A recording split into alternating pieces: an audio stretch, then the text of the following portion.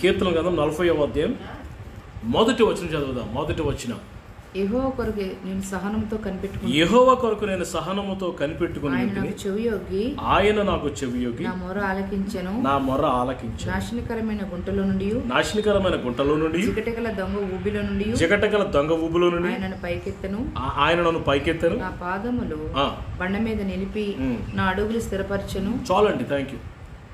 ఇక్కడ ఈ రాత్రికాల సమయంలో నేను చెప్పాలనుకున్న మాట ఏంటంటే, దేవుడు తన పరిశుద్ధ వాక్యం దీవించును గాక. యెహోవా కొరకు నేను సహనముతో కనిపెట్టుకుని ఉంటిని, ఆయన నాకు చెవియొగ్గి నా మొర్ర ఆలకించాను. పిల్లరా, ఈ 40వ కీర్తన ఎవరు రాశారంటే దావీదు భక్తుడు రాశారు. పిల్లరా, దావీదు 150 కీర్తనల్లో సుమారుగా 90 to 100 వరకు 90 వరకు కీర్తనలన్నీ దావీదు భక్తుడు రాసినవి.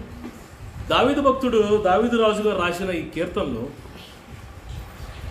ప్రతి కీర్తన కూడా ఆయన సొంత అనుభవం. Every chapter in the Psalms is the personal experience of David.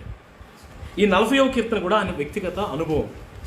నేను యెహోవా కొరకు నేను సహనముతో కనిపెట్టుకుని ఉంటుని. పిల్లరా, ఈరోజు నా యొక్క అంశం ఏంటంటే దేవుని కొరకు కనిపెట్టుట. Wait for the Lord, waiting in the presence of God.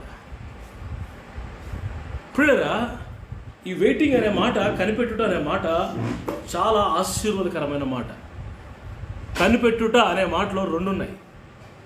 ప్రభు సన్నిధిలో ఓపికగా ఎదురు చూడటం, ప్రభు మాట్లాడే వరకు ఎదురు చూడడం, ప్రభు కార్యం చేసే వరకు కనిపెట్టడం, అదొకటి. మరొకటి ఏంటంటే ఆయన సన్నిధిలో ప్రార్థనలో మౌనంగా దేవుడు నాతో ఏం మాట్లాడుతున్నాడా అని మౌనంగా కనిపెట్టడం. ఈ రెండు ఆత్మీయ అనుభవాలు ఉన్నాయి ఈ యొక్క కనిపెట్టుట, వెయిటింగ్ ఫర్ ద లార్డ్, దేవుని కొరకు కనిపెట్టుట అనే మాటలో. సో ఈరోజు మనం కనిపెట్టుట అనే అనుభవంలోకి రావాలి. చాలాసార్లు మనకు కనిపెట్టడం ఇష్టం ఉండదు, మనకి వెయిట్ చేయడం అసలు ఇష్టం ఉండదు, ఓపిక అసలు ఉండదు మనకి. చూడండి, యాకోబు పత్రికలో యాకోబు గారు ఒక మాట రాశాడు. చూడండి, 4వ అధ్యాయం 11వ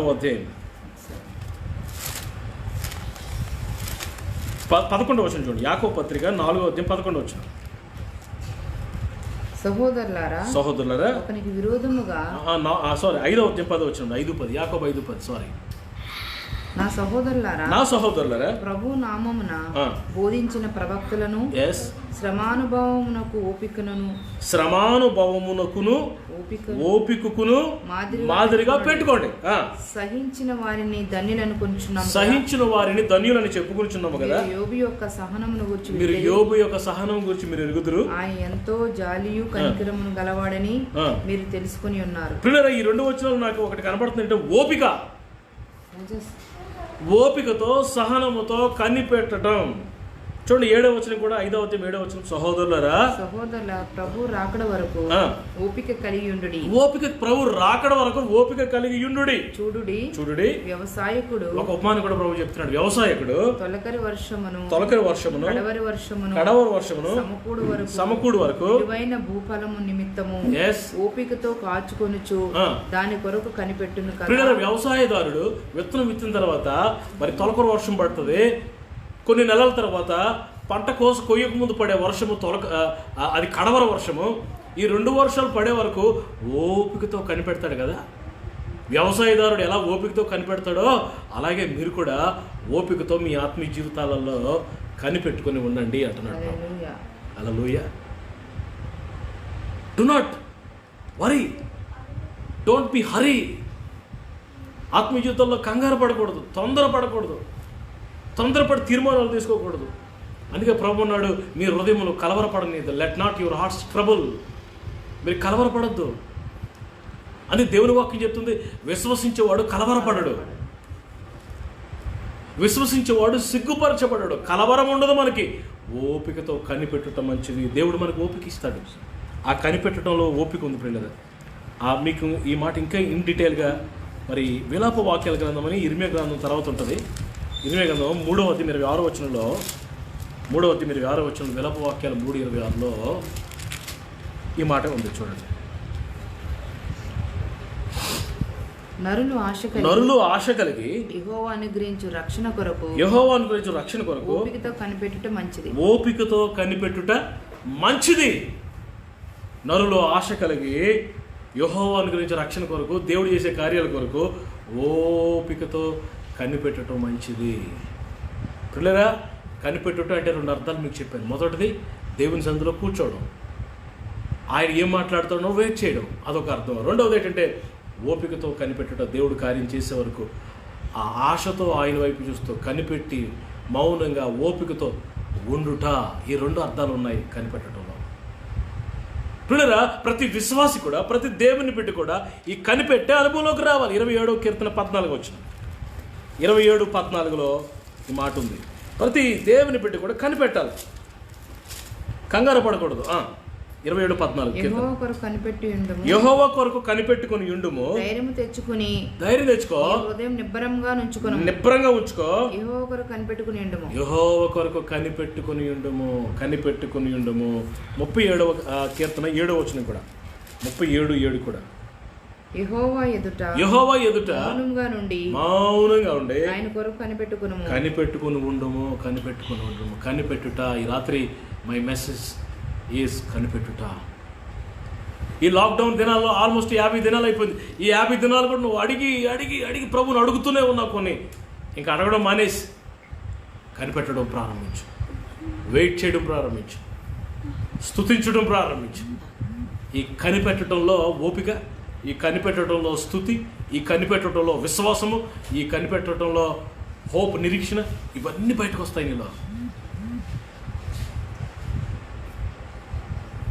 దేవుని కార్యాలు ఎలా ఉంటాయంటే ఆలస్యంగా ఉన్న లేటెస్ట్గా ఉంటాయి. లేట్ అయినా లేటెస్ట్గా ఉంటాయి. Praise the Lord. ఆలస్యమైన కంగారు పడద్దు, ఉన్నతంగా ఉంటాయి దేవుని కార్యాలు. అందుకే దేవుని వాక్యం రాయబడింది, మన పరలోకపు తండ్రికి మనం అడగక ముందే తెలుసంట మన పరలోకపు తండ్రికి ఏవేవి మంచి ఈవులు మనకి ఇవ్వాలో. అలాగనే అడగొద్దని నన్ను అడగండి. అడిగాము 1, 2, 3 సార్లు అడిగాం. తర్వాత ఓపికతో కనిపెట్టి స్తుతించి ఆయన ఇచ్చే వరకు ప్రియుల కంగారు పడకుండా, తొందరపడకుండా ప్రభు ద్వారం తెరిచే వరకు ఆగాలి.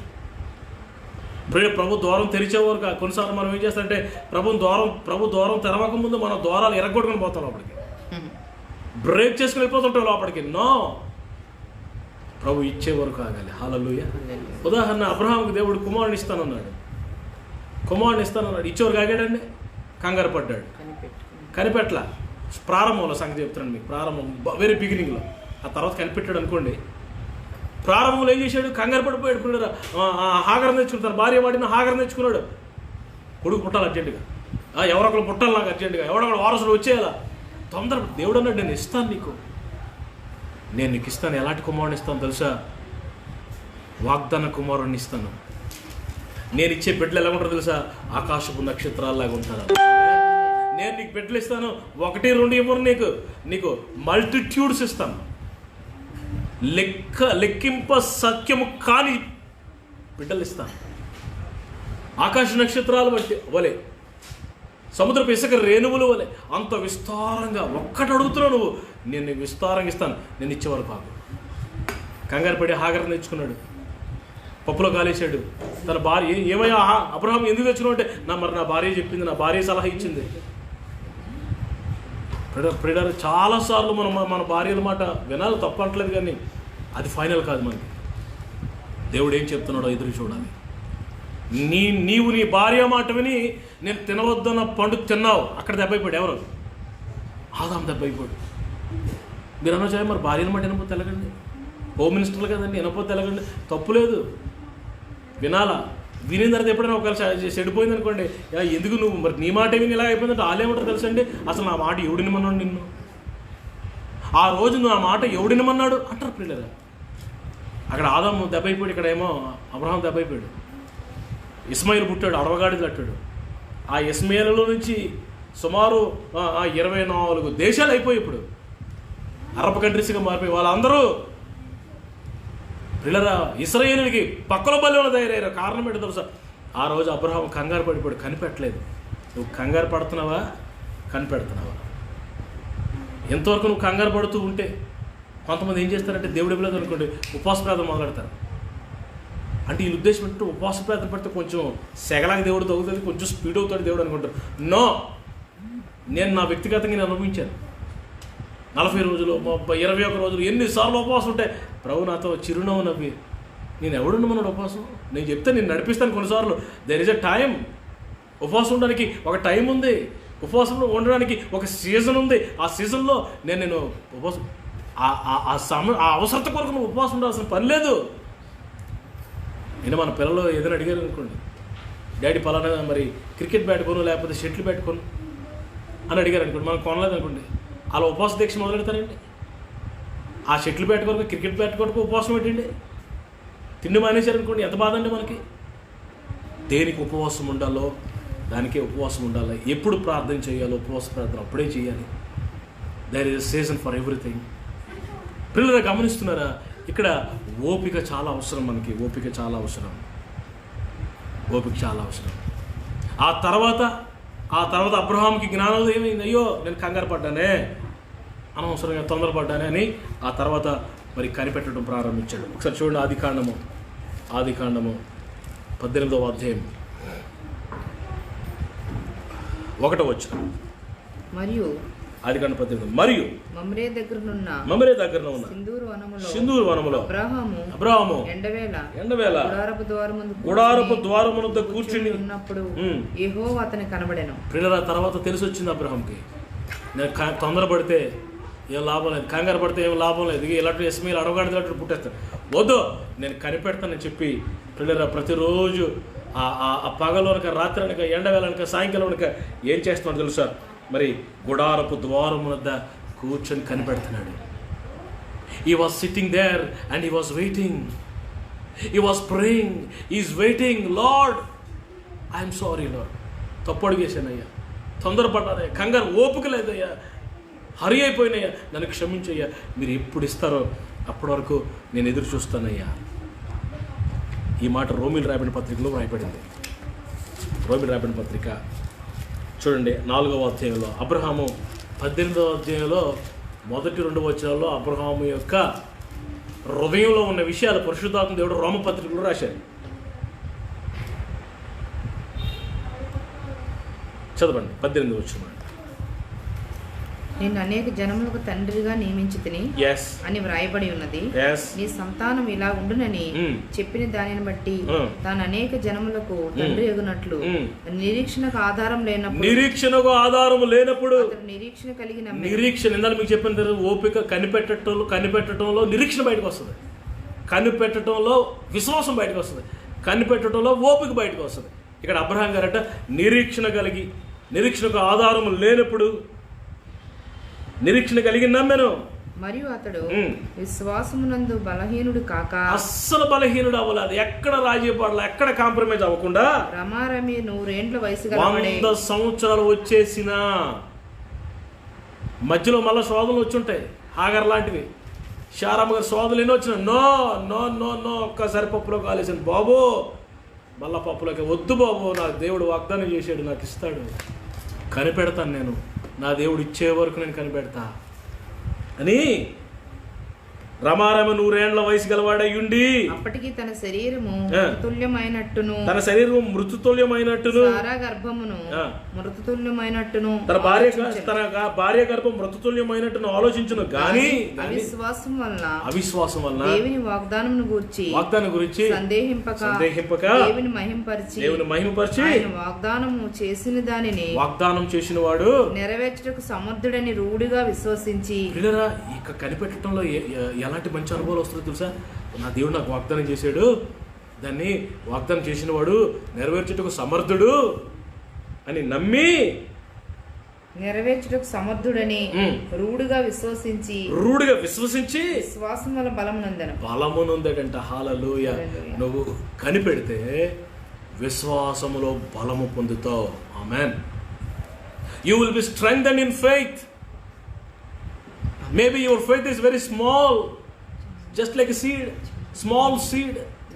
నీ విశ్వాసం చిన్న ఆవగింజంతో ఉండొచ్చు. నువ్వు కనిపెట్టడంలో, ఓపికతో ప్రార్థనలో వెయిట్ చేయడంలో నీ విశ్వాసం అభివృద్ధి పొందుతుంది. నువ్వు విశ్వాసంలో బలాన్ని పొందుకుంటావు.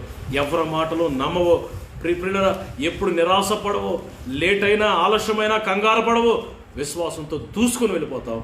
చివరికి దేవుడు నువ్వు అడిగింది ప్రభు నీకు ఇస్తాడు. అనేకుల ఎదుట దేవుడు మరి నీ నామాన్ని హెచ్చిస్తాడు, నిన్ను కనపరుస్తాడు, నువ్వు సంతోషిస్తావు. కనిపెట్టడం వల్ల విశ్వాసములో బలాన్ని పొందుకుంటాం. ఆమేన్, ఆమేన్. కనిపెట్టడంలో వచ్చే ఆశీర్వాదాలు నేను మీతో మాట్లాడుతున్నాను. యెషయా గ్రంథం 40వ అధ్యాయం. త్వరగా కొన్ని మాటలు మీకు జ్ఞాపకం చేస్తాను. యెషయా గ్రంథం 40వ అధ్యాయం 31వ వచనం. 40వ అధ్యాయం 31వ వచనం. యెహోవా కొరకు ఎదురు చూచువారు నూతన బలం పొందుదురు. యెహోవా కొరకు ఎదురు చూసేవారు, లేకపోతే కనిపెట్టేవారు నూతన బలం పొందుకుంటారు. వారు పక్షిరాజు వలె రెక్కలు చాపి పైకి ఎగురుదురు, అలయక పరిగెత్తుదురు, సొమ్మసిల్ల కూడా నడిచిపోదురు. ఎవరైతే దేవుని కొరకు కనిపెడతారంట వారట నూతన బలం పొందుకుంటారట. న్యూ స్ట్రెంగ్త్, నూతన బలం. That's a not like old strength. పాత బలం కాదు, ఇది నూతన బలం. ఇది పాత అనుభవాలు కాదు, నూతన అనుభవాలు. New things. పిల్లల కాలేబు అంటాడు యెహోషువతో మాట్లాడుతూ, ఆ రోజు మోషే నన్ను కాదేశు బర్నియ అరణ్యాల నుంచి వేగు చూడడానికి పంపించినప్పుడు నాకు 40 సంవత్సరాలు, ఇప్పటికి 45 ఇయర్స్ అయిపోయిందంటే 85 ఇయర్స్ వచ్చింది నాకు. పంపినప్పుడు నాకు ఎంత బలము, ఇప్పుడు నాకు అంతే బలము. ఎప్పటి వల్ల నేను బలాన్ని కలిగి ఉన్నాను. నాకు హెబ్రోను స్వాచ్చింగ్ ఇవ్వు, కొండ ప్రాంతాన్ని స్వాచ్చింగ్ ఇవ్వు, అనాకీలు అక్కడ ఉన్నారు, నేను వారిని జయిస్తాను, నేను యుద్ధం చేయగలను. ఎప్పటి వల్ల నేను యుద్ధం చేయగలను. ఎందుకు తెలుసా? నాకు దేవుడు నూతన బలం ఇచ్చాడు. ఆమేన్. యెహోవా కొరకు ఎదురు చూసేవారు నూతన బలాన్ని పొందుకుంటారు. నూతన తీర్మానాలు వచ్చేస్తాయి, నూతన అనుభవాలు వచ్చేస్తాయి. పక్షిరాజుల వలె. పక్షిరాజు అంటే మనకు ఒక మాట గుర్తొస్తుంది నాకు 103వ కీర్తనలో, పక్షిరాజు యవనము వలె నీ యవనము క్రొత్తదగు చున్నట్లు మేలుతో నీ హృదయమును. పక్షిరాజు యవనమంట. పక్షిరాజు అట తెలుసు కదా మీకు. పక్షిరాజు ఈగల్, పెద్ద సీనియర్ ఈగల్. తర్వాత ఫినిక్స్ అంటారు దాన్ని ఒరిజినల్గా. మరి దాన్ని ఫినిక్స్ అనే ఒక పక్షి అంటది. మనకు కనిపించి ఈ డేగలు, ఈ గెద్దలు ఇవి కావు. ఫినిక్స్ అంటారు దాని పేరు. పక్షిరాజు పెద్ద ముక్కు ఉంటుంది. ఇప్పుడు అదంట ఈ పక్షిరాజు అమెరికా ఫ్లాగ్ మీద కూడా ఉంటుంది. మీరు ఎప్పుడైనా చూసారు కదా, అమెరికా ఫ్లాగ్ మీద ఇది 2 రెక్కలు జాగి. ఇప్పుడు ఇదంట గుడ్లు పెడుతుంది. పిల్లలు పెట్టి కొన్ని సంవత్సరాలు అయిపోయిన తర్వాత ముసలిది అయిపోతుంది. దానికి అనిపిస్తుంది అంటే నేను ముసలిదాన్ని అయిపోతున్నాను, లాభం లేదని చెప్పి చితి అమర్చుకుంటుంది. అంటే పొలంలో అలా ఏరుకుని వచ్చి పొలలేసి దాన్ని ఫైర్ పెట్టి అది కాలుతుంటే ఆ కాలుతున్న ఆ చితి మీద ఆ పొలం మీదకి వెళ్ళి ఇలా ఉంటుందటండి. ఏమవుతుందో తెలుసండి, ఆ అగ్నిట దాని ఫెదర్స్ ఎంటికలని మొత్తం అవన్నీ కాలిపోయి బోడిదైపోతాడండి. బోడిదైపోయి ఒక మూలకి అలా ఉంటుందంట.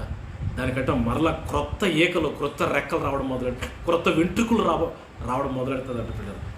ఎప్పుడైతే క్రొత్త రెక్కలు, క్రొత్త వెంట్రుకలు వచ్చాయో మరలా నూతన బలం కలిగి ఎక్కడెక్కడ ఉన్నతమైన స్థలాల మీదకి, ఎత్తైన స్థలాల మీదకి, ఏ పక్షి ఏ మనుషుడు వెళ్ళలేని ఆ స్థలంలో ఎత్తుగా గూడు ఏర్పాటు చేసుకుంటారు. అక్కడికి ఎగురుతుంది పిల్లలు, అక్కడికి ఎగురుతుంది. ఇక్కడ ప్రభు అంటున్నాడు, నా కొరకు ఎవరైతే కనిపెడతారో, నా కొరకు ఎవరైతే ఎదురు చూస్తారో వారు నూతన బలం పొందుకుంటారు. అంతేకాదు వారు పక్షిరాజుల వలె రెక్కలు చాపి పైకి క్రిందకి వెళ్ళరాలి. క్రిందకి వెళ్ళే పరిస్థితులు ఉండవు.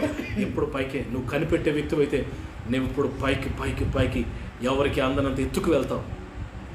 ఎవరు నిన్ను తాకలేరు. నీ ఫ్యామిలీ మెంబర్స్ అందరికంటే దేవుడు ఎత్తుగా ఉంచుతాడు. ఎత్తైన అనుభవాల్లో ఉంచుతాడు దేవుడు. ఎత్తైన శిఖరం మీదకి. దావీదు అంటాడు, నేను ఎక్కలేనిది ఎత్తైన కొండ మీదకి నన్ను ఎక్కించుము. ఇంకా వారట అలయక పరుగెత్తుతారట. They will run. కనిపెట్టేవారు పరుగులు తీస్తారు ప్రభు కొరకు. సొమ్మసిల్లరు వాళ్ళు. They will not faint. వారు సొమ్మసిల్లరు. వారు సమస్యలక నడిచిపోతారు. ఎన్ని ఆశీర్వాదాలు ఉన్నాయండి కనిపెట్టడం వల్ల. కనిపెడతావు మరి? నీవు నీ భార్య ప్రభు సంతులు కనిపెట్టండి. ఓపికతో ఉండండి. ఇప్పటివరకు అడిగారు స్తుతించండి, పొంది ఉన్నామని నమ్మండి, ఎదురు చూడండి, వాగ్దానం చేసిన వాడు నమ్మదగిన వాడని నమ్మండి. ఆ కనిపెట్టుట అనే అనుభవంలో మీరు నూతన బలాన్ని పొందుకుంటారు, పైకి ఎగురుతారు. ఇంకా కనిపెడితే ఏమవుతుందో మీరు చూడండి ఒకసారి. కొన్ని మాటలు 33వ కీర్తన 19వ వచనం. నేను త్వరగానే ముగిస్తాను, మీ కొరకు ప్రార్థన చేస్తాను. దేవుని బిడ్డలమైన మనం కనిపెట్టుట అనే అనుభవంలోనికి రాత్రి రావాలి. 33:19 చూడండి. 33:19 కీర్తన. యెహోవా దృష్టి ఆయన యందు భయభక్తులు గలవారి మీద, ఆయన కృప కొరకు కనిపెట్టు వారి మీద నిలిచిచున్నదే. అబ్బాయి ఎంత మంచి మాట అండి. యెహోవా కనుదృష్టి ఎవరి మీద ఉందంట? ఆయన కృప కొరకు కనిపెట్టు వారి మీద. ఎవరైతే దేవుని కృప కొరకు కనిపెడతారో, ఎవరైతే దేవుని యొక్క సమాధానం కొరకు కనిపెడుతున్నారో, ఎవరైతే దేవుని యొక్క ఆ దయ కొరకు కనిపెడుతున్నారో వారి మీద, కనిపెట్టే వారి మీదట దేవుని దృష్టి వస్తుందంటండి. ఓపికతో కనిపెట్టాడు యోసేపు. శ్రమలు వచ్చిన కంగారబాళ్ళ దూషించలేదు దేవుణ్ణి. యోబు ఓపికతో కనిపెట్టాడు. ప్రియులారా, తన భార్య వచ్చి యోబుతో మాట్లాడుతుంది. దేవుడా దేవుడా అన్నావు, ప్రతిరోజు బలి అర్పణ అన్నావు, యెహోవా యందు భయభక్తులు అన్నావు, యథార్థత అన్నావు, అంత అన్నావు ఇంత అన్నావు, ఏమైందిరా బాబు? దేవుడు నిన్ను విడిపించాడా? శరీరం నిండా కురుపులు, ఎంత బాయిల్స్. ఆ చిలపెంగి తీసుకుని గోక్కుంటున్నాడు. స్నేహితులు వచ్చి, ప్రాణ స్నేహితులు వచ్చి దూషించి వెళ్ళిపోయారు.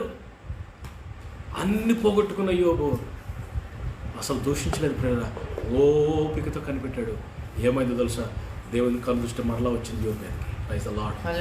ఏమైందో తెలుసా? యోబు పోగొట్టుకున్న దానికి రెండింతలు ఇచ్చేటట్టు దేవుడు.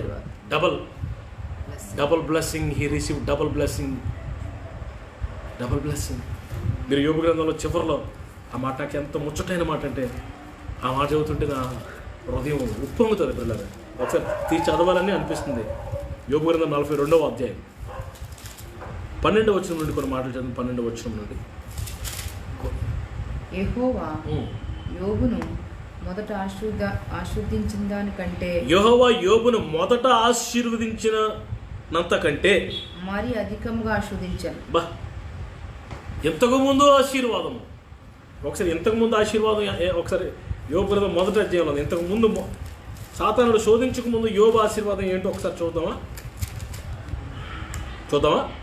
యోబు గ్రంథం 1వ అధ్యాయము 2-3 వచనాలు ఒకసారి చూడండి మీరు. యోబు యొక్క మొట్టమొదటిలో స్టార్టింగ్ లో యోబు ఆశీర్వాదం. అతనికి 7 కొడుకులు, 3 కుమార్తెలను కలిగి 10 మంది పిల్లలు. ఓకే, అతనికి 7,000 గొర్రెలను, జాగ్రత్తగా కాల్కులేషన్స్ ఉండండి. 7,000 గొర్రెలు, 3,000 ఒంటెలను, 3,000 ఒంటెలు, 500 జతల ఎడ్లను, 500 జతలు అంటే 1000 ఎడ్లు, 500 ఆడుగాడిదలను, 500 ఆడుగాడిదలు కలిగి బహుమంది పనివారును లెక్కే లేదంటే బహుమంది పనివారును అతనికి ఆస్తిగా ఉండెను. గనుక తూర్పు దిక్కు జనులందరూ, ఆ ఈస్ట్ దిక్కులో ఉన్న జనులందరిలో అతడే గొప్పవాడు. ఇది యోబు గారి యొక్క ప్రారంభపు దినాలు. ఆ తర్వాత శాతాను శోధించాడు. ఇవన్నీ పోయి చివరిలోకి వచ్చేసరికి 42వ అధ్యాయము 12వ వచనంలో యోబును మొదట ఆశీర్వదించినంత కంటే అధికముగా దేవుడు ఆశీర్వదించాడట. అతనికి 14,000 గొర్రెలు. ప్రారంభంలో ఎన్ని వేల గొర్రెలు? 7,000 గొర్రెలు. ఇప్పుడు ఎన్ని గొర్రెలు? 14. అంటే ఏమైంది? గొర్రెలు డబల్. 6,000 ఒంటెలు డబల్. 1000 జతల ఎడ్లను, 1000 జతల ఎడ్లు డబల్. 1000 ఆడుగాడులు కలిగాను. డబల్. అన్ని డబల్ ఇచ్చేసాడండి. డబల్ ధమాకా లాగా. కానీ పెడితే ఇంకేమైంది చూడండి. అతనికి 7 కుమారులు, 3 కుమార్తెలు కలిగిరి. అతడు పెద్దదానికి 16వ వచనం చూడు. 15వ వచనం. ఆ దేశం అందంతటా యోబు కుమార్తెలంత సౌందర్యవంతులు యోబు కుమార్తెలంత అందంగా ఉన్న బిడ్డలు, సౌందర్యవంతులు కనబడలేదటండి. పిల్లల మీదకి వచ్చేసింది బ్లెస్సింగ్. పిల్లల మీదకి, నీ పిల్లల మీద కూడా వచ్చేసింది ఆశీర్వాదం. హల్లెలూయా. నీ బిడ్డల మీదకి, నీ ఆస్తి మీదకి, నీ ఉద్యోగం మీదకి, వింటున్నారా? నీ భార్య మీదకి, నీ మీదకి, నీ జీతం మీదకి, నీ ఆరోగ్యం మీదకి మొదట ఆశీర్వదించినంతకంటే ఎక్కువగా 16 వచనం చూడు, అద్భుతమని. యోబు 42:16. అటు తరువాత యోబు 140 సంవత్సరములు బ్రతికి 140 సంవత్సరాలు బ్రతికి తన కుమారులను కుమారుల కుమారులను 4 తరముల వరకు చూచాడు. 4 తరాలు చూశాడంటండి. Hallelujah. He has seen 4 generations. పిమ్మట యోబు కాలం నుండి వృద్ధుడై మృతి నొందాడు. నిండు వృద్ధుడై 140 years. వింటున్నారా? జాగ్రత్తగా ఓపికతో కనిపెడితే దేవుని దృష్టి నీ మీదకి వస్తుంది. యెహోవా దృష్టి నీ మీద, గాడ్ సైట్ నీ మీదకి వస్తుంది. వింటున్నారు జాగ్రత్తగా?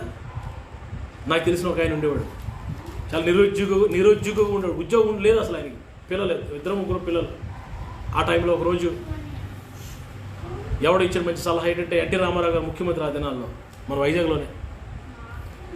ముఖ్యమంత్రి గారు వస్తున్నారు, ఏదో యూనివర్సిటీ కాడికి వెళ్తున్నారు. ఆ హైవే మీద ఎక్కడో ఒరే చిన్న ఫ్లెక్స్ బోర్డు చిన్న కట్అవుట్ మీద జై ఎన్టీఆర్, జై తెలుగుదేశం, ఏదో అయ్యా నన్ను జ్ఞాపకం చేసుకోండి, ఏదో మొత్తం 2-3 మొక్కలు రాసి ఇలా పట్టుకుని నిలబడరా, రోడ్డు మీద ఎన్టీఆర్ వెళ్తాడు, ఒకవేళ ఆయన కందృష్టి మీద పడితే నువ్వు బాగుపడతావు, ఆయన అడుగుతాడు, నువ్వు చెప్పుకో నీ సమస్య. ఇది అసాధ్యమే. కానీ ఎవడో సలహా ఇచ్చాడు వీడికి.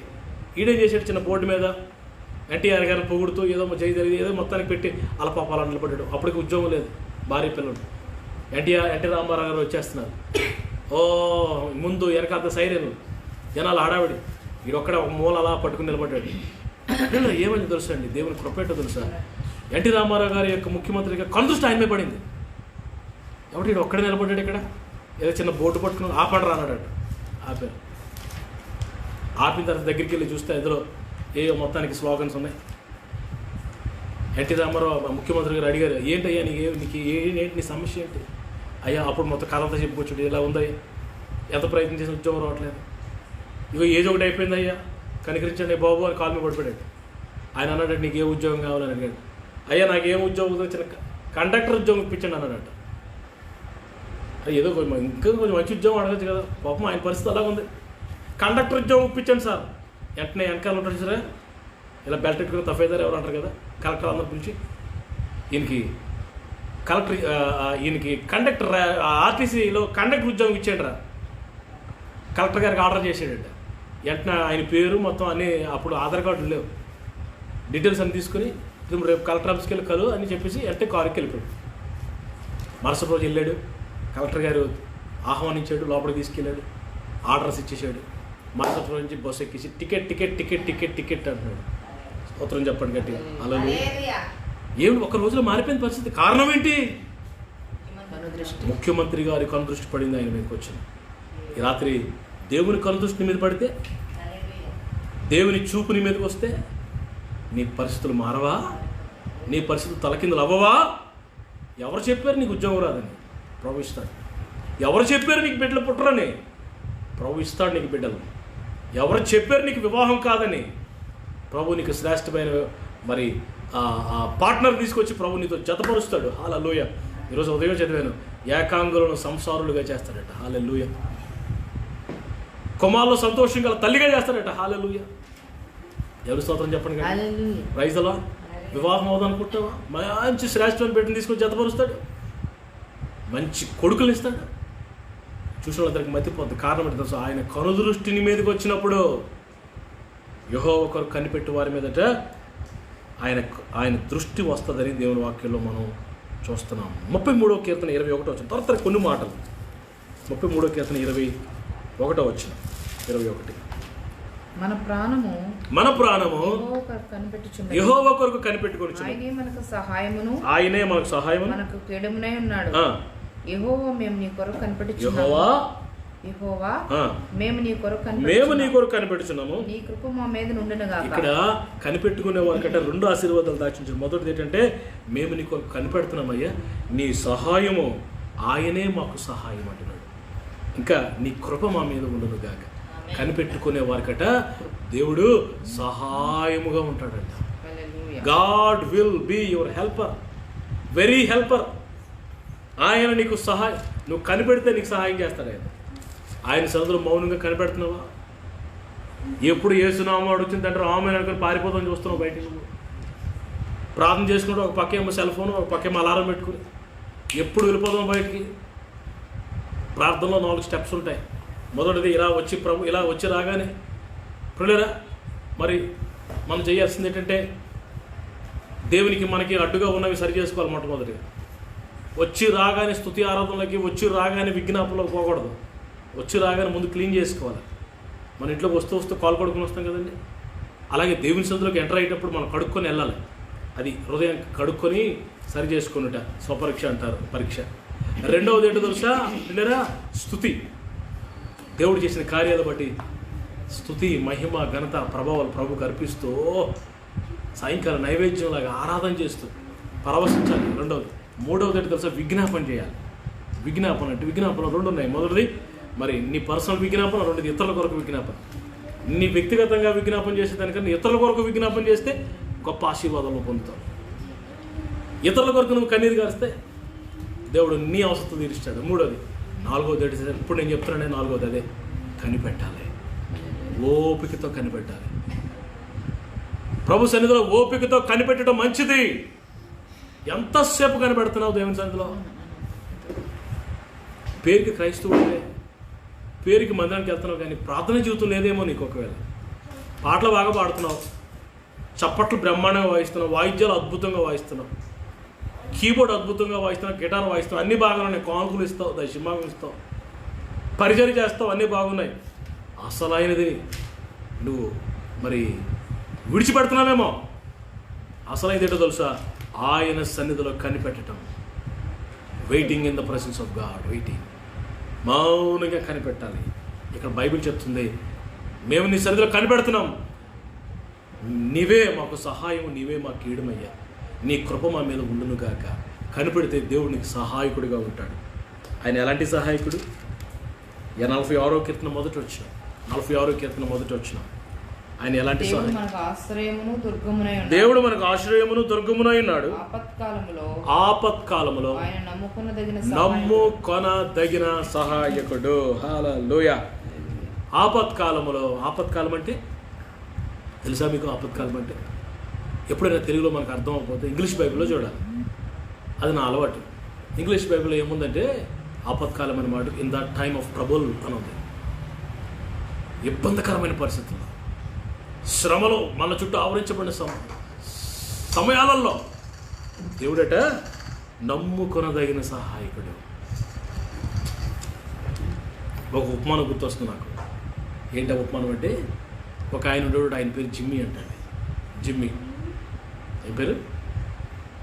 జిమ్మీ. ఈ జిమ్మీ అట రోజు మందిరానికి వెళ్ళేటప్పుడు, రోజు ఆఫీస్కి వెళ్ళేటప్పుడు ఆ తోవలో, ఇంటి నుంచి ఆఫీస్కి వెళ్ళే తోవలో చర్చ్ ఉంటుందట, మందిరం, ప్రేయర్ హౌస్. ప్రతిరోజు ఆఫీస్కి వెళ్ళేటప్పుడట అక్కడ తన వెహికల్ ఆపి ఆ మందిరం గేట్ దగ్గరికి వచ్చి ఒకే ఒక మాట అని వెళ్ళిపోయాడట. ఏంటంటే తెలుసా? జీసస్, ఐఎమ్ జిమ్మీ అని చిరునవ్వు నవ్వి వెళ్ళిపోయాడట. అందరూ అనుకుంటే వీడికి బుర్రగా పాడైపోయింది. వీడికి ఏదో గుడికి వచ్చి దండం పెట్టుకుని ప్రార్థన చేసి మోకలిని చేతులు ఎత్తి కొంచెం ఓవరాక్షన్ చేస్తుంటారు కొంతమంది. ఇది ఓవరాక్షన్ చేయట్లేదు, సింపుల్గా వస్తున్నాడు, జీసస్ అంటున్నాడు, ఐఎమ్ జిమ్మీ అంటున్నాడు, నవ్వుతున్నాడు, వెళ్ళిపోతున్నాడు. అలాగే అదే పని రోజును. పిల్లలు ఒక రోజు ఈ జిమ్మీకి భయంకరమైన యాక్సిడెంట్ అయిందటండి. భయంకరమైన వెంటిలేటర్స్ మీద సిలిండర్ ఎక్కిస్తే పడిపోయినాడట. చాలా భయంకరమైన ప్రమాదం జరిగిపోయింది. చచ్చిపోతాడేమో అని భయం. అందరూ ఏడుస్తున్నారు. ఆ టైంలో అర్ధరాత్రి వేళ ప్రభు వచ్చారట హాస్పిటల్లోకి. ఆ గదిలోనికి ప్రభు వచ్చారట. గదిలోనికి వచ్చి జిమ్మీ, ఐఎమ్ జీసస్ అని చెప్పి నవ్వేసి వెళ్ళిపోయారటండి. వెంటనే లేచి కూర్చున్నాడండి. హల్లెలూయా. వెంటనే ప్రభావం ప్రవేశించింది, ప్రభావం తాకింది. ప్రభు ఆ యొక్క స్వస్థత శక్తి ఈ జిమ్మిని తాకింది. పిల్లరా వెంటనే లేచి కూర్చున్నాడటండి. బా, ఆపత్కాలములో నమ్ముకొనదగిన సహాయకుడు. నేను విడిచిపెట్టే దేవుడు కాదు, నువ్వు కనిపెడితే నీకు నమ్ముకొనదగిన సహాయకుడిగా ఉంటాడు. ఇంకో మాట మీకు చూపిస్తాను. 69వ కీర్తన 6వ వచనం. కనిపెడితే ఇంకెలాంటి కార్యాలు మన జీవితంలో జరుగుతాయి. 69వ కీర్తన 6వ వచనం చూడండి. 6వ వచనం. ప్రభువా, సైన్యములకు అధిపతి యెహోవా, నీ కొరకు కనిపెట్టు వారికి, ఈ మాట జాగ్రత్తగా వినాలి అందరూ, నీ కొరకు కనిపెట్టుకొను వారికి నా వలన సిగ్గు కలగనీయకము. ఇశ్రాయేలు దేవా, నిన్ను వెదుకు వారిని నా వలన అవమానం నొందనీయకము. నీ నిమిత్తము. చాలు చాలు చాలు. ఇక్కడ అంటున్నాడు, నీ కొరకు కనిపెట్టుకుని వారికి, నీ కొరకు కనిపెట్టుకున్న వారికి సిగ్గు కలగనీయకము, అవమానము నింద రానీయకము అంటున్నాడు. కనిపెట్టుకునేవారు సిగ్గుపరచబడరు. ఆమేన్. అవమానపరచబడరు. నిన్ను అన్ని జనుల మధ్యలో ఉన్నావు కాబట్టి, నువ్వు ఆయన మీద ఆనుకున్నావు కాబట్టి, నువ్వు కనిపెడుతున్నావు కాబట్టి, ఆధారపడ్డావు కాబట్టి నేను సిగ్గుకు అప్పగించాడు ప్రభు. నీ తలపైకి ఎత్తుతాడు. ఆమేన్. అందుకే భక్తుడు మరి అంటున్నాడు, విశ్వసించేవాడు సిగ్గుపరచబడడు. ఏఆర్ స్టీవెన్సన్ గారు మంచి పాట, నిన్ను నమ్మినచో సిగ్గుపడనీయవు, నన్ను నెమ్మదితో నీవే ఉంచెదవు, ఆపత్కాలమున నమ్ముకొనదగిన, ఆపత్కాలములో నమ్ముకొనదగిన, యేసు నీవే ఆధారము, యేసు నీవే నా ప్రాణము, నిన్ను నమ్మినచో సిగ్గుపడనీయవు, నన్ను నెమ్మదితో నీవే ఉంచెదవు. Praise the Lord. హల్లెలూయా. ఇశ్రాయేలీయులు ఐగుప్తు నుంచి బయటకు వచ్చారు. ఓ సంతోషంగా వచ్చారు, పరవశంతో వచ్చారు. తీరా చూస్తే ఎర్ర సముద్రం చూసి మొత్తం అంతా బుస్ అయిపోయింది. బయటకు వచ్చామని ఆనందం లేదు. ఎంత నిరాశ, నైరాశ్యం, బలహీనలు అయిపోయారు. అయ్యో మోషే, వెనకాల చూస్తే ఫరో చేత మళ్ళీ పట్టుకెళ్ళిపోతాడు. అయిపోయింది మన పని. అందరూ అంటారు, ఓస్ ఈ మాత్రం దానికి యెహోవా దేవుడు ఈ మాత్రం దానికి మోషేని పంపాలా? ఈ మాత్రం దానికి ఇక్కడి నుంచి ఇక్కడికి తీసుకుని వెళ్ళాలి? ఇదేనా? సిగ్గు, అవమానము ఎదురుగా ఉన్న దేవుని ప్రజలకి. ఆ టైంలో ప్రభు ఏం చేసేది తెలుసా? సముద్రాన్ని పాయలు చేసి తన ప్రజల్ని ఆరిన నేల మీద నడిపించుకుని వెళ్ళాడు. ఆమె ఏం దేవుడు అండి! కనిపెట్టుకున్న వారి పట్ల ఎంత అద్భుతాలు చేస్తాడు. కనిపెట్టుకునే వారు సిగ్గుపరచబడకుండా, నీ ఆఫీస్లో కానీ, నీ ఇంటిలో కానీ, నీ ఫ్రెండ్స్ మధ్యలో కానీ, నువ్వెక్కడున్నా ఉన్న స్థలాల్లో కానీ నేను సిగ్గుపరచనివ్వడు. దేవుని సేవకుడిగా, ప్రవక్తగా నేను ప్రవచిస్తున్నాను. నీ తల పైకెత్తుతాడే కానీ నీ తల దించుకొననివ్వడు. ఎందుకో తెలుసా? నువ్వు కనిపెడుతున్నావు కాబట్టి. నీ కొరకు కనిపెట్టుకున్న వారిని నా వలన సిగ్గు కలిగి నీకయ్యా, అవమానం పొంద నీకయ్యా. కనిపెట్టుకునేవారు సిగ్గుపరచబడరు. ఇంకెన్నెన్నో చెప్పను పిల్లరా, ఇంకెన్నెన్నో చెప్పను. చివరికి ఒక మాట చెప్పను. మరి కనిపెట్టుకుంటే ఏం జరుగుతుందో 37వ కీర్తన 34వ వచనం. ఈ మాట చూసి మనం ప్రార్థన చేస్తాం. 37వ కీర్తన 34వ వచనం కీర్తన చదవండి. యెహోవా కొరకు కనిపెట్టుకుని ఉండుము, ఆమేన్. అప్పుడు భూమిని స్వతంత్రించుకొనున్నట్లు ఆయన నిన్ను హెచ్చించును. భక్తిహీనులు నిర్మూలము కాగా నువ్వు చూస్తావు. Praise the Lord. కనిపెట్టుకునే వారినట దేవుడట భూమిని స్వతంత్రించుకునేటట్లుగా ఆయన వారిని హెచ్చించును. ఇంకో మాట చూడండి, 37:9. అదే అధ్యాయం 37:9 కూడా చూడండి. 9వ వచనం. ఓకే. యెహోవా కొరకు కనిపెట్టుకున్న వారు దేశమును స్వతంత్రించుకుందరు. కిందన భక్తి ఇంకా కొంతకాలమునకు భక్తిహీనులు కనబడరు. వారి స్థలమును జాగ్రత్తగా పరిశీలించిన వారు కనబడరు. యెహోవా కొరకు కనిపెట్టుకున్న వారు భూమిని స్వతంత్రించుకుంటారు. స్వతంత్రించుకునేటట్లు దేవుడు వారిని హెచ్చిస్తాడట. హల్లెలూయా. పిల్లలు కనిపెడితే దేవుడు నిన్ను హెచ్చిస్తాడు. నువ్వు స్వతంత్రించుకునేటట్లు అన్ని యు విల్ ఆక్యుపై ఎవ్రీథింగ్. ప్రభు అంటాడు అబ్రహాంతో, నువ్వు మరి చూడు, ఒకసారి తూర్పు వైపు చూడు, తూర్పు, పడమర, దక్షిణ, ఉత్తర చూడు. నువ్వు ఎంతవరకు చూస్తావో కను చూపు మేర నేను నీకు ఇస్తాను. ఆమేన్. నువ్వు నడువు, ఎంత వరకు నడుస్తావో అది నీదే. See, whichever you have seen, that is yours. Walk. How far you will walk, it is yours. నువ్వు ఎంత దూరం నడుస్తావో అది నీదే. ఆమేన్. స్వాతంత్రించుకుంటావు ఈ రాత్రి. వాగ్దానాలు స్వతంత్రించుకుంటావు, ఆశీర్వాదాలు స్వతంత్రించుకుంటావు, భూమిని స్వతంత్రించుకుంటావు, దీవెనలు స్వతంత్రించుకుంటావు. యూ విల్ బీ హ్యావింగ్, నువ్వు కలిగి ఉంటావు వాటిని. ప్రభు నిన్ను హెచ్చిస్తాడు, ప్రభు నిన్ను మరి ఉన్నత స్థితిలో ఉంచుతాడు. ప్రభు నువ్వు ఆయన్ని గనపరచావు కాబట్టి నిన్ను గనపరుస్తాడు. కనిపెట్టుకునే వారికి దేవుడిచ్చే దీవులు ఎన్నున్నాయండి. మరి ఈరోజు మనం కనిపెడదామా? మరి మళ్ళా మూలపాఠంకి వస్తున్నాను. కీర్తన 40వ కీర్తన. నేను యెహోవా కొరకు సహనముతో కనిపెట్టుకుని ఉంటేనే ఆయన నన్ను ఏం చేశాడు? లేవనెత్తాడు. నన్ను క్రీస్తు అనే బండ మీద నిలవబెట్టాడు. నా పాదాలు స్థిరపరిచాడు. నా నోట్లో స్తోత్ర క్రొత్త కీర్తన ఉంచాడు. అది శ్రేష్టమైన ఆత్మీయ జీవితం. ఈ రాత్రి 2 అర్థాలు కనిపెట్టడంలో ఉన్నాయని చెప్పాను. మొదటిది, ఆయన సన్నిధిలో మౌనంగా కూర్చోవటం. ప్రార్థన స్వపరీక్ష అయిపోయిన తర్వాత, స్తుతి అయిపోయిన తర్వాత, విజ్ఞాపన అయిపోయిన తర్వాత వెంటనే పుస్తకని యేసునామాలు అడిచిన తండ్రి ఆమెను చెప్పి పారిపోవడం కాదు. కాసేపు గడపాలి. ప్రభు నీతో ఏదో మాట్లాడతాడు. మనం మాట్లాడుతున్నాం, మరి ఆయన మాట్లాడాలి కదండి.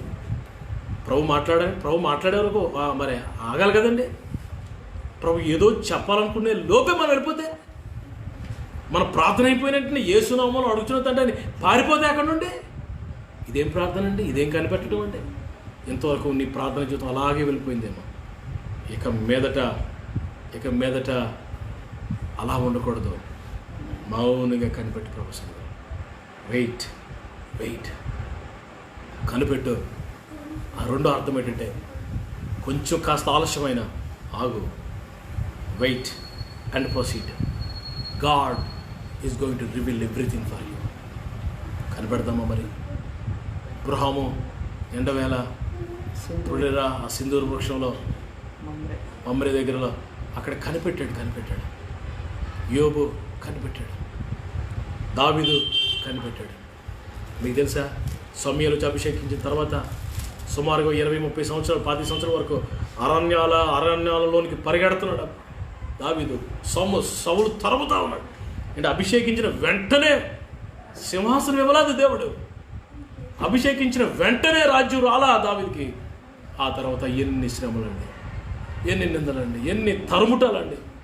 అరణ్యాల నుంచి పారిపోతున్నాడు. సౌలు ఒక పక్క, ఫిలిస్తీన్లు ఒక పక్క కపట సహోదరులు ఒక పక్క.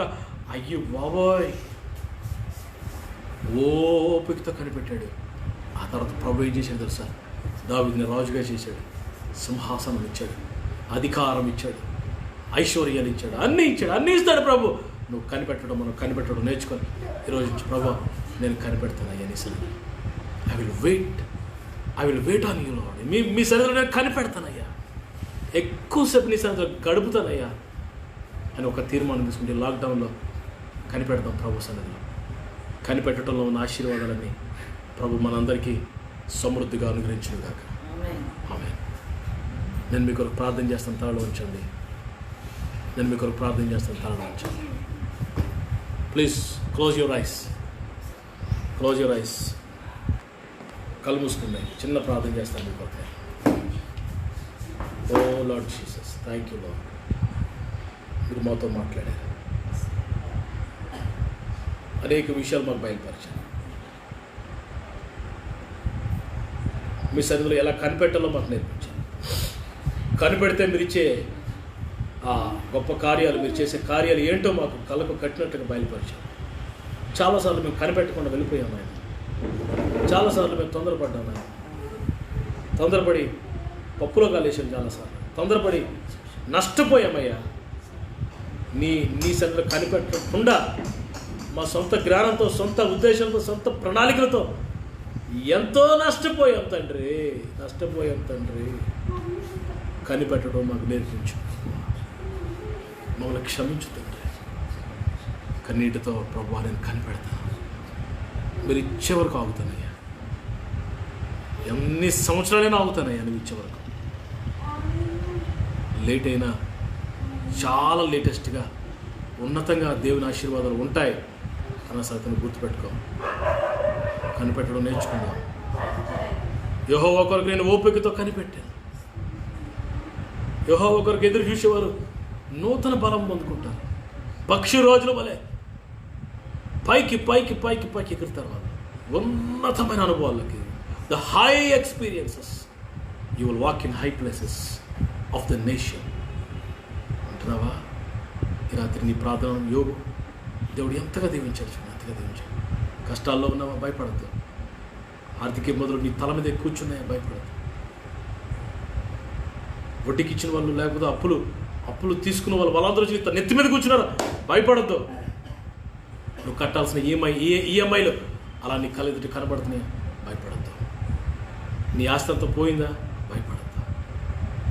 నువ్వు నమ్మిన వారు నేను తనడానికి కాళ్ళు ఎత్తారా? చేతులు ఎత్తారా? భయపడద్దు. నేను నిందిస్తున్నారా? సూటుపట్టు మాటలతో పొడుస్తున్నారా? భయపడద్దు. ఓపికతో కనిపెట్టు. ఎవరిని ఒక మాట అనద్దు, మౌనంగా కనిపెట్టు. ఒకరోజు వస్తుంది భక్తిహీనులు అందరూ నిర్మూలమైపోతారు. ఒకరోజు వస్తుంది నువ్వు ఎంత వెతికిన వారు కనబడరు. నీవైతే మాత్రం భూమిని స్వతంత్రించుకునేటట్లుగా దేవుడు నేను హెచ్చిస్తాడు.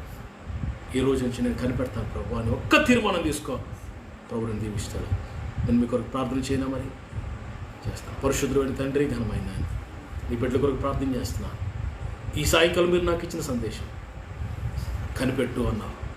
Wait in my presence, wait in my presence, wait till I give you. నేను ఇచ్చే వరకు ఆగు అన్నావు. ఈ మాటలు ప్రభువా, కనిపెట్టుట అనే మాట నాయన గురించి ఈ రాత్రి మీరు మాతో మాట్లాడారు. ఈ వాక్యాలు మా హృదయాలు ఫలింపించాను ప్రభు. ఎంతమంది అయితే వాక్యాన్ని ఈ రాత్రి నేర్చుకున్నారు, ఎంతమంది అయితే వారి హృదయాలు తెరిచారు, ఎంతమంది అయితే ప్రభా తొందరపడ్డానయ్యా, సొంత జ్ఞానం ఉపయోగించానయ్యా, సొంత నిర్ణయాలు తీసుకుని నష్టపోయానయ్యా, పోగొట్టుకునే అనేక ఈవులు పోగొట్టుకున్నానయ్యా అని ఎంతో కుమిలిపోతూ బాధపడుతున్నారు. వారిని మరలా రెన్యూ చేయండి, వారిని మరలా నూతనపరచండి, నూతన అనుభవాలను ప్రయత్నించండి. రాత్రి మాతో మాట్లాడారు, నాతో మాట్లాడారు అయ్యా. రేపటి కొరకు మమ్మల్ని సిద్ధపరచండి. రేపు ప్రభువా సాయంకాలం 7 గంటలకి లైవ్ కొరకు మమ్మల్ని సిద్ధపరచండి. అంతవరకు మీ దయలో, మీ కృపలో మమ్మల్ని అందరినీ దాచిపెట్టండి ప్రభు. లాక్డౌన్లో ఉన్నాం ప్రభా, చాలామందికి పనులు లేవు నాయన, చాలామందికి జీతాలు లేవు, చాలామందికి అందిన సగం జీతాలు అంది. ఏం సరిపోతాయి అయ్యా? నీ బిడ్డలకి మీరు అయ్యా యెహోవా ఈరేగా ఉండకపోతే ఏమైపోదురయ్యా? నీ బిడ్డలు ఏమైపోదురయ్యా? మా అందరికి యెహోవా ఈరేగా ఉన్నావు, అన్నీ సమకూర్చావు నాయన, అన్నీ ఇచ్చావు, చూసుకున్నావు, నీకు వందనాలు. మరొకసారి మిమ్మల్ని స్తుతిస్తున్నాను. లాక్డౌన్లో మీరు ఇచ్చిన బ్లెస్సింగ్స్ని బట్టి వందనాలు తండ్రి. ఇదిగో ప్రభా, కరోనా వైరస్ని తొలగించావు, నీకు వందనాలు. అది మమ్మల్ని తాకలేదు అయ్యా, నీకు వందనాలు. ప్రత్యేకంగా పసిపిల్లల కొరకు, బిడ్డల కొరకు, చిన్న బిడ్డల కొరకు ప్రార్థిస్తున్నాను, వృద్ధుల కొరకు ప్రార్థిస్తున్నాను తండ్రి. ఇమ్యూనైజేషన్ తక్కువగా ఉన్న వారి కొరకు ప్రార్థిస్తున్నాను, బలహీనుల కొరకు ప్రార్థిస్తున్నాను. యేసు నామములో నీ బిడ్డలందరూ భద్రపరచబడుదురు గాక. మా అక్కరాన్ని తీరుస్తున్నాం, నీకు వందనాలు. ఇదిగో రేపటి కొరకు సిద్ధపరచండి, వాక్యాన్ని మా హృదయంలో ఫలింపచేయండి. పరిశుద్ధాత్ముడా ప్రభా, మరి వ్యవసాయదారుడు ఎలా ఓపికగా ఉంటాడు, తొలకిన వర్షం, కడవర వర్షం పడే వరకు ఎంత ఓపికగా ఉంటాడు, అంత ఓపికగా ఉండటం మాకు నేర్పించాడు. అనేక విషయాలు మీరు మాతో మాట్లాడారు. వాక్యాన్ని ఫలించి ఆశీర్వదించమని మరొకసారి నీ బిడ్డల్ని కృపగా అప్పగిస్తూ బలహీనులను జ్ఞాపకం చేసుకోండి. రేపటి కొరకు సిద్ధపరచండి. తాజా మన్నా ఇవ్వండి, నూతన సందేశాలు ఇవ్వండి. లైవ్లో వస్తున్న సేవకులందరినీ దీవించండి, సంఘాలను దీవించండి, విశ్వాసులను దీవించండి ప్రభు. ఎవరు ఎండిపోకుండా, ఎవరు జారిపోకుండా, ఎవరు బలహీనులు కాకుండా మీ కృపలో దాచిపెట్టయ్యా. మా నాయన మరలా ఆరాధన ఓపెన్ అయ్యి అయ్యా అయ్యేసరికి అయ్యా ఎవరు డిస్టర్బ్ అవ్వకుండా మునుపటి కంటే అధికమైన మేలు చేస్తాను వాగ్దానం చేసినట్టుగా ప్రవాహంలాగా ప్రజలు రావటం. అయ్యా 500 మంది సంఘం ఉంటే అది 1000 అయిపోవాలి అయ్యా. అయ్యా అయ్యా సంఘాలన్నీ నిండిపోవాలి. ఒకే ఆరాధన జరిగితే 2-3 కృపలో జ్ఞాపకం చేసుకోండి అయ్యా. నీ బిడ్డలు సిగ్గుపరచబడకుండా అన్ని విషయాలు నడిపించమని నీ బిడ్డల్ని కృపకు అప్పగించుకుంటూ యేసయ్య అతి శ్రేష్టమైన నామములో ఈ ప్రార్థన అడుగుచు బిడ్డలు మీ చేతులకు అప్పగిస్తున్నాను తండ్రి. ఆమేన్. ఆశీర్వాదం. ఇప్పుడు మన తండ్రి అయిన దేవుని ప్రేమ, కుమారుడు రక్షకుడు ప్రాణములకు ప్రియుడైన యేసు ప్రభువారి కృప, ప్రియ పరిశుద్ధాత్మ దేవుని దీవెన కూడిన మనందరకు, సకల పరిశుద్ధులకు లైవ్లో వీక్షిస్తూ ఓపికతో ఇంతవరకు ఉన్న బిడ్డలందరినీ ప్రభు బహుగా దీవించును గాక. Amen. Amen. Praise the Lord. చక్కగా ఓపికతో ఉన్నారు. ప్రభు మిమ్మల్ని దీవించును గాక. మీ ప్రార్థన అవసరం నాకు తెలియచేయండి. God bless you. ఈ సందేశం మీకు ఎంతో ఆశీర్వాదకరంగా ఉంటుందని నేను నమ్ముతున్నాను. చూస్తున్న బిడ్డలందరినీ Bobby cool, God bless you. Latha, Rajesh Kumar, Salim, Sheikh Ramesh, Laveti,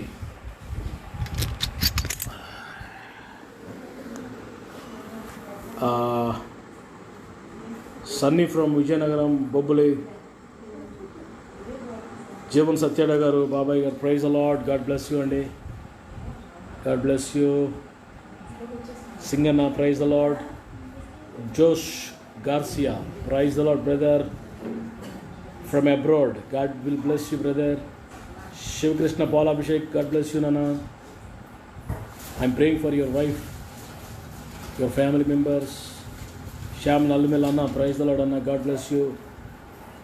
how is your family members అన్న? Australian, praise the Lord. Deepak Francis, praise the Lord brother, God bless you. Suresh Kumar Singh, praise the Lord తమ్ముడు. సువార్త గాయకుడు, gospel singer, Indian David. You will be Indian David.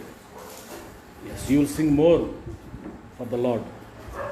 God bless you తమ్ముడు. Yesu Babu, praise the Lord. Yesu Babu, praise the Lord. Vidyasagar, praise the lord.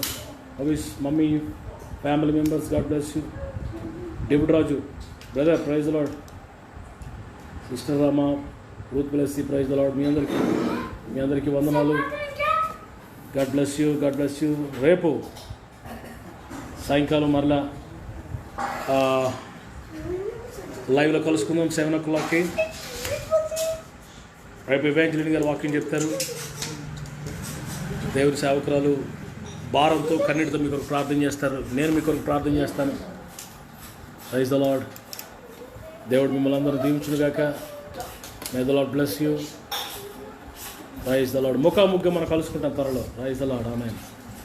దేవుని కృప మీ అందరికీ తోడే నడిపించును గాక. కలుసుకుందాం రేపు 7 o'clock సాయంకాలం కలుసుకుందాం. అంతవరకు ప్రభు కృప మీకు తోడే నడిపించును గాక. ఆమేన్.